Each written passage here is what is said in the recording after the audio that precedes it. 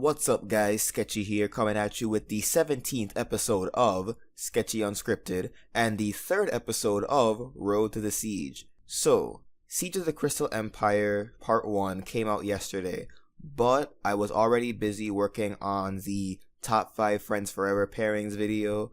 Although that video did come out this morning, most of the work was done on Wednesday, so I decided to split up the work between these two videos. So that's why my first impressions are coming out the day after the comic came out. So, what do I have to say? Well, I want to keep my thoughts brief, and that was pretty much the whole intention of this mini-series. So what I'm going to do is that whenever I'm covering an actual issue and doing my first impressions, I'm going to list one thing that I did like, one thing that I did not like, and one thing that I'm curious about. And don't ask me about anything else in the comments because I'm going to be withholding my opinions on those different points as far as YouTube goes, because I want the actual review to be as fresh as possible. So for the one thing that I liked, I really enjoyed how this issue set everything up.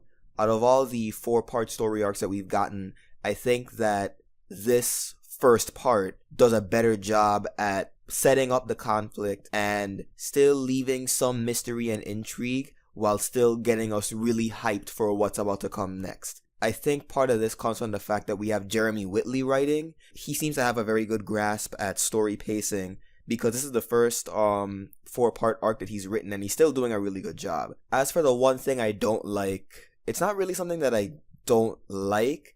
It's just something that I'm really weary of, and I'm pretty sure you guys can already guess it. Chrysalis.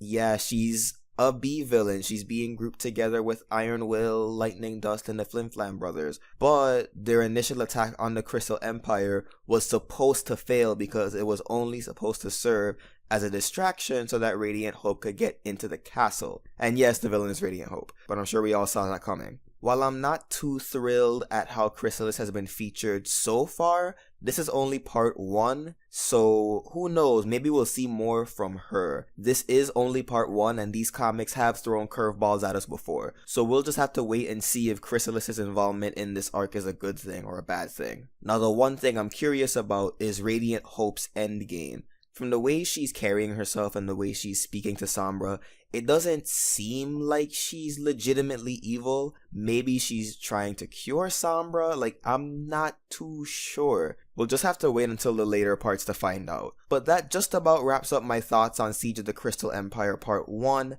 Let me know your first impressions of this issue in the comments below if you've already read it. What was one thing that you liked, one thing you disliked, and one thing you're curious about? Fill up that comment section below or hit me up on social media, and until next time, keep it sketchy, folks.